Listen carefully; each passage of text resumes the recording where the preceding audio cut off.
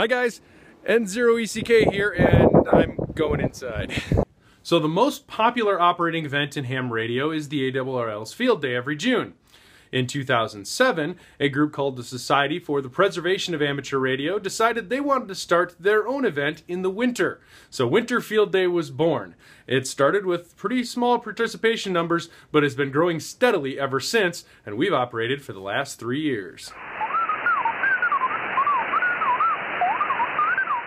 I don't remember how we discovered Winter Field Day, but W0Z and I decided to try and catch some fish while fishing for contacts in 2013. We caught 2 small walleyes and made contacts on 20 and 40 meters. In 2014, we decided to go all out. The crew would include me, Dan, AB0RE, Alex, KD0YNH, Barry, KC0LMX, Matthew, W0ZZY, and Matthew's brother Michael in the mess tent. We set up 4 ice shacks and numerous antennas with 1 big Wi-Fi network for computer logging with N1MM, only to be shut down early by a very nasty snowstorm. This year we decided to set up at Alex's family cabin on Lake Valney. We had a backup plan in case of bad weather and a place to sleep to allow operation for the full 24 hours of the contest, event, whatever you want to call it.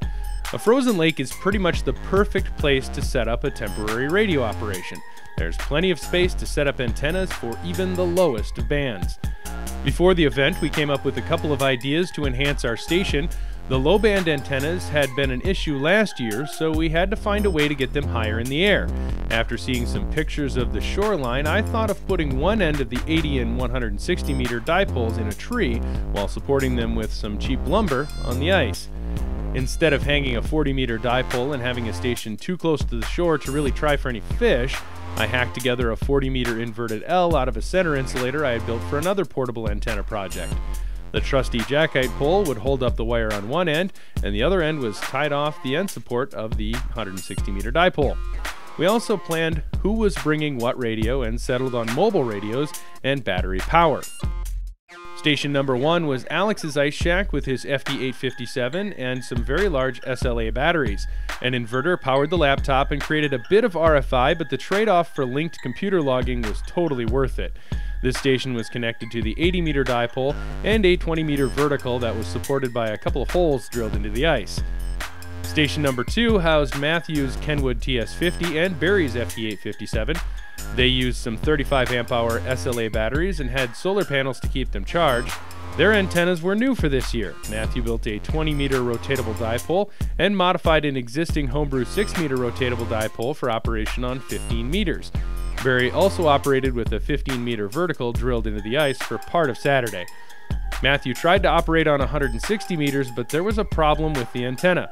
It had been thrown together hastily at Summer Field Day 2 years earlier and never really worked properly. Station number 3 was my brother's ice shack housing Dan's FT857, powered by a couple of 35 amp hour SLA batteries run in series. That's 24 volts to a DC to DC converter that output a very steady 13.8 volts. It was absolutely RF quiet and made this station a pleasure to operate. The sole antenna for this station was my 40 meter inverted L, although it did make a few contacts on 15 meters with the tuner. 40 meters has always been the workhorse of my portable operations, as it is always open to somewhere. The operation wasn't flawless. Setup took longer than expected. The rules allowed us to start setting up at 9 a.m. and operating at 1 p.m. The wire antennas weren't on the air until about 3 p.m. after a bit of a snafu attempting to hang the dipole rope with a radio-controlled helicopter. We should have had a couple operators on the air with the vertical antennas while finishing the rigging. With the failure of the 160 meter antenna, we had no real need to operate late into the night, so we all got some needed rest before getting up relatively early to put more contacts in the log. Dan and Alex did manage to get a multiplier for a couple of 2 meter phone contacts, but they were unable to reel in any 6 meter contacts. We got a lot more multipliers than ever before, as every station was capable of working digital modes. I even made a few CW contacts for that multiplier.